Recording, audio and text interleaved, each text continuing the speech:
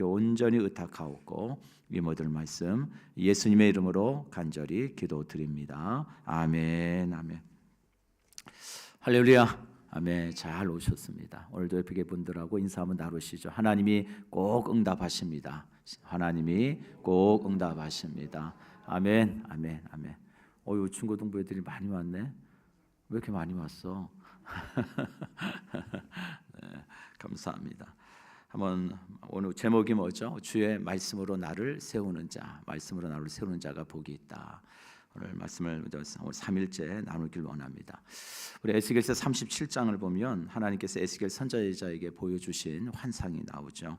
우리가 잘 아는 마른 뼈들의 살아나는 환상입니다. 우리 에스겔서 37장 4절 6절 말씀을 같이 한번 읽어볼까요? 에스겔 37장 4절에서 6절 있습니다. 시작. 또 내게 이르시되 너는 이 모든 뼈에 대언하여 이르기를 너희 많은 뼈들아 여호와의 말씀을 들을지어다.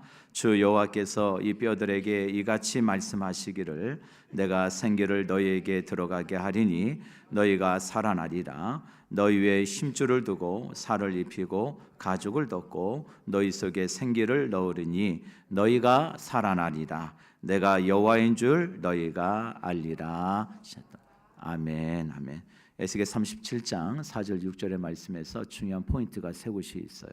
첫 번째 한번 따라해 보시죠. 여호와의 말씀을 들을지어다. 여호와의 말씀을 들을지어다. 이게 첫 번째 중요한 메시지예요. 여호와의 말씀을 듣는 게 시작이에요. 여호와의 말씀을 들으면 어떤 일이 벌어지느냐? 우리 6절 말씀에 보면 한번 따라해 보시죠. 너희가 살아나리라. 너희가 살아나리라. 그리고 또 하나 여호와가 내가 여호와인 줄 너희가 알리라. 내가 여호와인 줄 너희가 알리라. 이 세 가지예요. 참 중요한 말씀이에요. 말씀을 들으면 반드시 살아나고 살아날 뿐만이 아니라 나 여호와가 누구인지를 너희가 알게 될 것이다 라고 하는 메시지거든요. 여러분 이스라엘 백성들이 이제 다 나라가 망했습니다. 국가가 다 사라져 버렸어요. 여러분 한 나라가 망한다는 것처럼 처절하고 가슴 아프고 정말 민족의 모든 정체성이 말살되어 버리는 어떤 역사가 다 무너져 버리는 여러분 그런 걸 경험해 보지는 않았지만 여러분 우리 선조들은 그런 경험들을 해보았잖아요. 나라 없는 서러움, 정말 많은 민족들에게 수치를 당하고 그 고통이란 건 이루 말할 수가 없는 거죠. 여러분 이스라엘이 그런 처지에 놓였어요. 나라가 망해버렸습니다. 아니 하나님께서 아브라함에게 약속하시고 다윗에게 약속하신 그 약속이 도대체 이게 어디로 간 것인가? 하나님 분명히 약속해 주셨는데 왜 이 나라를 망하도록 내버려 두시는가? 하나님의 그 약속은 다 깨어져 버린 것인가? 하나님은 정말 신실하시다고 말씀하시지만 정말 그 신실하심이 어디 있는가? 이스라엘 백성들에게는 그런 마음의 불평이 있고 원망이 있을 수도 있었겠죠. 그런데 그런 상황 속에서 하나님은 에스겔에게 마른 뼈의 환상을 보여주시면서 주시는 중요한 메시지가 있어요. 에스겔아, 그렇지 않아. 눈에 보이는 게 전부가 아니야. 에스겔아, 내가 한다. 내가 반드시 한다. 나의 말을 들으면, 나의 말씀을 들으면 너희가 반드시 살아날 거야 라고 하시는 메시지를 주고 계시는 거거든요. 우리 사랑하는 성도 여러분, 우리도 그렇습니다. 우리가 정말로 살아나기 위해서는 하나님의 말씀 앞에 서는 게 제일 중요해요. 그 말씀을 들으셔야 돼요. 그리스도인들은, 믿음의 사람들은 누가 뭐라고 해도 하나님의 말씀 앞에 서는 인생이에요. 오늘도 우리 전사님 기도했지만 우리의 삶의 모든 동인이 말씀으로 시작해서 그 과정도 말씀으로 되어지고 결과도 말씀으로 되어지는 은혜가 있는 저와 여러분의 삶이 되시기를 주의 이름으로 간절히 축복합니다. 네. 그래서 여러분 한번 따라해 보시죠. 주의 말씀대로 살아나게 하소서. 아멘. 아멘. 여러분 말씀에는 사실성이라는 게 있어요. 그 뭘 얘기하느냐? 우리가 보고 듣고 있는 그 성경의 가장 중요한 가치 중에 하나가 말씀의 사실성인데 말씀의 사실성이 뭐냐? 말씀이 진짜라는 거예요. 가짜가 아니라는 거죠. 그 말씀은 살아 역사한다는 거예요.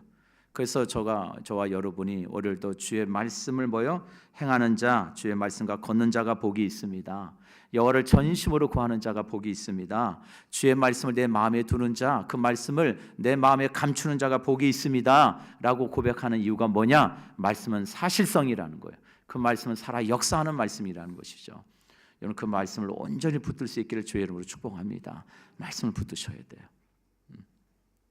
여러분 시편 말씀이 왜 이렇게 이 말씀이 이렇게 위대하고 우리가 이 시편 말씀을 그 마음을 두는 이유가 뭔지 아세요? 시편의 1편부터 150편에 갖고 있는 가장 중요한 특징은 뭐냐면 그냥 앉아가지고 시나 한 편 적어볼까? 그래 뭐 이렇게 기록한 무슨 어떤 그냥 자신의 어떤 감성을 따라서 기록한 것이 아니에요. 그냥 무슨 에세이집을 기록한 게 아니라는 거예요.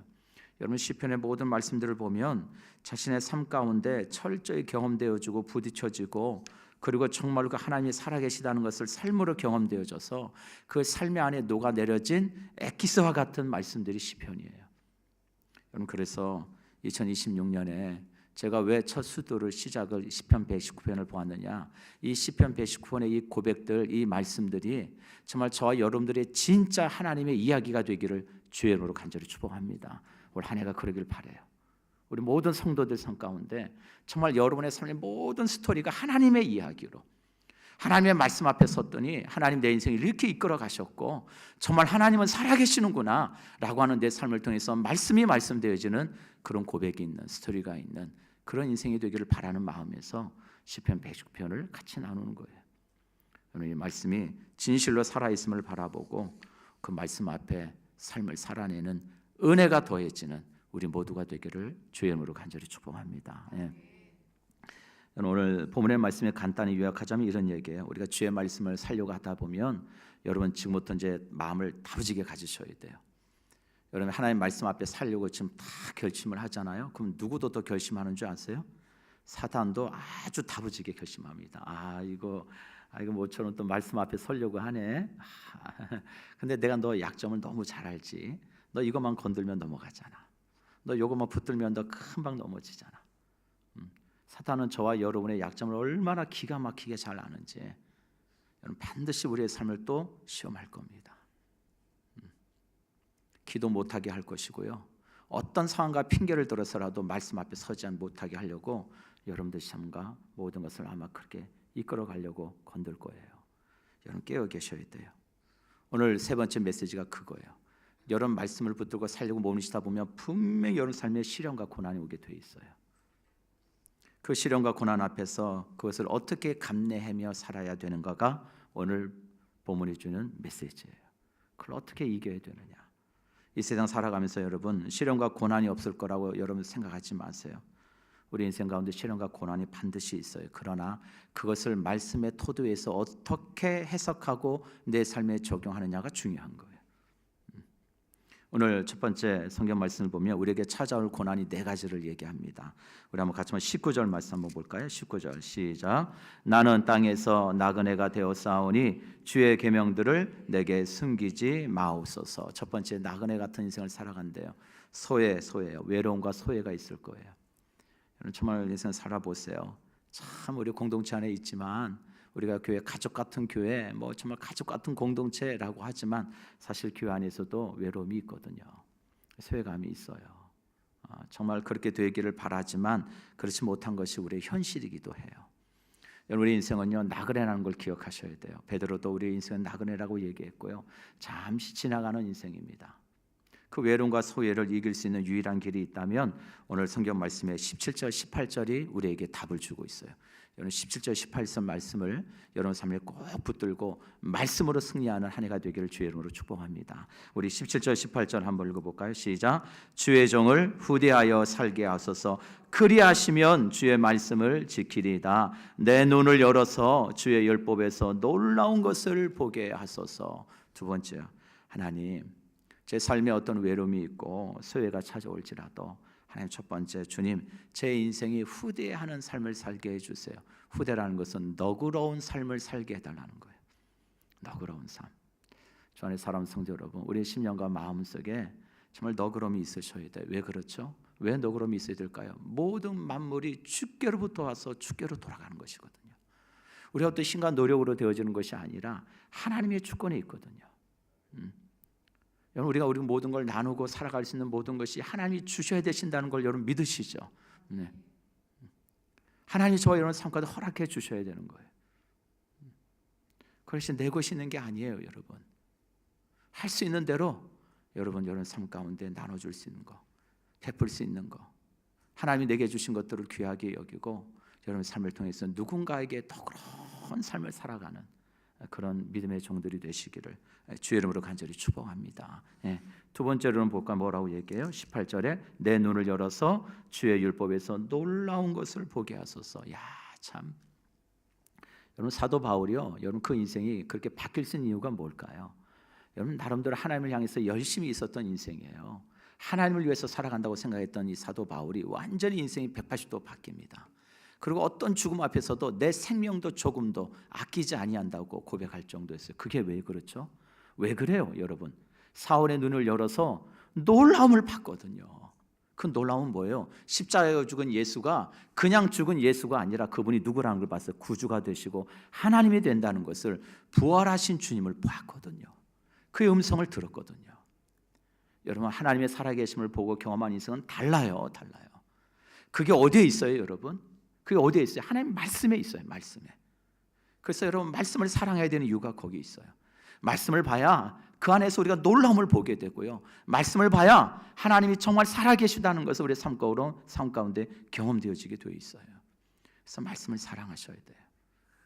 눈에 보이는 것은 잠깐이요, 보이지 않는 것은 영원하시다는 것을 여러분 기억하셔야 돼요. 우리 눈에 보이는 건 잠깐이에요. 그러나 우리 사랑하는 성도 여러분, 여러분들이 보여지는 것으로 사는 인생이 아니라 하나님이 보여주시는 삶으로 살아가는 우리 공동체가 되기를 주의 이름으로 간절히 축복합니다. 그러시면 이길 수 있어요. 그럼 이길 수 있어요. 그게 어디에 있어요? 하나님의 말씀에 있어요. 하나님의 말씀에.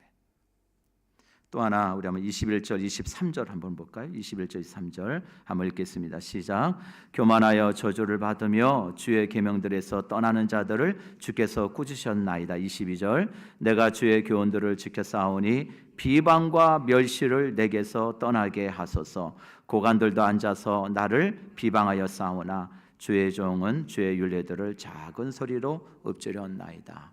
여러분 두 번째, 여러분 삶 가운데 말씀을 지키며 살아가려고 몸부림칠 때 반드시 우리 가운데 찾아오는 시련과 고난이 뭐냐면 성경에 뭐라 그래요? 비방과 조롱이에요. 비방과 조롱이 뭐예요, 여러분? 비방과 조롱이 뭡니까? 말로 나를 힘들게 하는 걸 비방과 조롱이라 그런 거예요. 말로. 사람들이 참 어쩌면 그 말로 말 한마디로 그렇게 마음을 아프게 하고 상처를 주는지. 여러분 비방이라는 것은 우리 내면의 동기를 바라보지 않고 함부로 판단하고 말하는 거예요. 여러분 내면의 그 동기가 무엇인지를 그 실체를 알지 못하면서 함부로 말을 합니다. 너무 속상해요. 저는 그런 의도가 아님에도 불구하고 말로 내 마음속을 후집어 놓습니다. 근데 참 그런 일들이 내게 안 일어났으면 좋겠는데 인생을 살다 보면 그런 일들이 내게 찾아오거든요. 우리가 신앙생활을 하든 사회생활을 하든 살아가다 보면 항상 늘 좋은 얘기만 듣는 건 아니에요. 마음 아픈 이야기들을 참 들어요. 요즘 참 세상을 보면요 참 무섭다는 생각을 하게 됩니다. 어떤 한 사건이 터지게 되면은 온통 많은 사람들이 이 SNS, 인터넷에 달라들어가지고 어떻더라, 뭐 어쩌더라. 그냥 그 사람의 보이는 그냥 그 현실이 전부인 것처럼, 그게 마치 다 사실인 것처럼 그냥 막 비방의 글들을 써놓고. 그래서 그것을 못 이겨내는 사람들은 심지어는 그냥 목숨을 끊어버리고, 그리고는요 아무렇지도 않은 듯이 살아가요. 그럼 세상이 참 무서워요. 아니면 말지. 그 사람의 형편과 처지는 알려고 하지 않아요. 그냥 눈에 보이는 현상만 가지고 판단하고 비방하고 조롱해요. 여러분 교회도 그래요. 교회도 떠나시는 분들, 또 교회 마음에 이런 결단하신 분들 보면은 여러분 무슨 교회에서 멱살 잡고 치고받고 싸우고 뭐 그래서 그런 경우는 거의 없어요. 다 어떤 경우냐? 뭐죠? 비방이에요. 말로 마음을 아프게 해요. 그게 사실이 아님에도 불구하고 사실인 것처럼 말하고. 우리 사랑하는 우리 성도 여러분, 우리 그리스도인들은요 그렇게 살아가지 않기로 결심한 사람들 아닙니까? 우리는 철저히 내 모든 삶의 결정권을 내가 판단하고 내가 주도함으로 살아가는 것이 아니라 하나님께 맡기고 하나님의 말씀대로 살아가겠습니다 라고 결심한 인생들이 저와 여러분들인 줄 믿습니다. 그러하게 여러분 올 한 해는 좀 우리 몸에 좀 힘을 좀 빼십시다. 내게 좀 힘을 뺐으면 좋겠어요. 자꾸 내가 뭘 하려고 그러고 내가 뭘 판단하려고 그러고 내가 앞서서 뭐 하려고 하지 말고 좀 힘을 빼고 모든 것이 하나님의 은혜입니다. 하나님의 은혜로 되어주는 줄 믿습니다. 그런 고백으로 살아가는 올 한 해가 되었으면 좋겠어요. 세상에 많은 사람들은요 절대 지기를 싫어합니다. 제 주변의 친구들도 만나면 정말 악착같이 살아가요. 한 손에는 막 검을 들고 한 손에는 방패를 들고 막 온몸을 무장해서 누가 나한테 공격해 오더라도 나 절대 지지 않을 거야. 내가 이겨야지. 내가 누군가를 이기지 않고선 내가 이 세상 살아갈 수 없어. 막 그런 마음으로 아둥바둥하는 모습들을 보게 돼요. 그러나 믿음의 성도들은 아니요. 세상의 검, 방패, 무장 이런 거 다 해제하며 사는 거예요. 오로지 성경의 말씀대로 에베소서 6장의 말씀처럼 뭘 입는 사람들이에요? 성령의 전신갑주를 입고 사는 거예요. 믿음의 방패, 성령의 검, 말씀의 검 붙들고 하나님이 내게 입혀주시는 성령으로 철저히 무장되어져서 아무리 많은 사람들이 내게 공격해 온다 할지라도 그들과 똑같이 사는 것이 아니라 하나님의 말씀으로 살면 하나님이 승리하게 하신다라는 걸 붙들고 사는 것이 저와 여러분의 인생인 줄 믿습니다. 그래서 오늘 23절 결론에 이렇게 얘기합니다. 다시 한번 23절 읽어볼까요? 시작. 고관들도 앉아서 나를 비방하여 싸우나 주의 종은 주의 율례들을 작은 소리로 읊조렸나이다. 여러분 이 말씀을 언더라인 치세요. 중요한 말씀이에요. 누가 나를 비방하고 막 조롱한 거 보면 좀 힘 좀 있다는 사람들이 꼭 그래요. 뭐 좀 가졌다는 사람들이요, 자기보다 좀 힘이 약하다는 이런 사람들을 함부로 막 말하고 판단해요. 참 힘들죠. 대항할 힘이 내게 없으니까. 여러분 그때 우리 믿음의 사람들이 해야 될 중요한 삶의 자세가 뭐냐? 주의 종은 주의 율례들을 어떻게 해요? 작은 소리로 뭐 하겠다고요? 읊조리겠다고요. 하나님 주여 저는 조용히 앉아서 누가 내게 조롱하고 비방한다 할지라도 하나님 저는 주의 말씀을 사랑하고 그 말씀을 묵상하고 하나님을 기대하고 하나님의 때에 하나님이 신원해 주실 것을 믿고 하나님 온전히 하나님께만 내 마음을 쏟아 놓겠습니다. 이게 시편 기자의 고백이에요. 우리 사랑하는 성도 여러분, 올 한 해는 우리가 좀 이렇게 삶을 살아냈으면 좋겠어요. 아무것도 하지 않으면 나는 바보가 되는 것 같고 미련한 것 같죠? 아니요. 우리 사랑하는 성산의 가족 여러분, 내가 하지 않지만 하나님이 하신다는 걸 믿을 수 있기를 주의 이름으로 축복합니다. 그게 중요한 거예요. 믿음의 사람은 그렇게 살아야 돼요. 하나님의 말씀을 왜 읊조려요?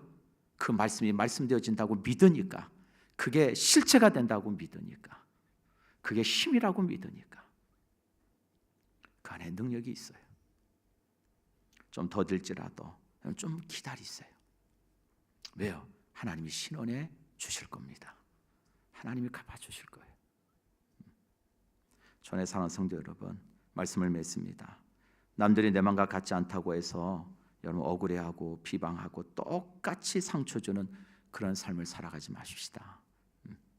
비록 조롱과 비방이 있다 하더라도 정말 하나님의 때를 좀 기다릴 줄 알고, 하나님이 내 인생을 신원해 주실 거야 라고 하는 믿음을 가지고 묵묵히 하나님의 말씀을 사랑하고 그 말씀을 묵상하고 그 말씀이 내 안에 가득 채워지기를 성령 하나님께 구하고 결정적일 때 하나님이 일하실 것을 믿고 승리하는 우리 성산의 가족들이 되시기를 주의 이름으로 간절히 축복합니다. 아멘. 우리 기도합시다. 우리 찬양합시다. 우리 말씀 앞에서 우리 찬양하고 우리 기도하길 원합니다. 우리 말씀 앞에서 찬양합시다. 네.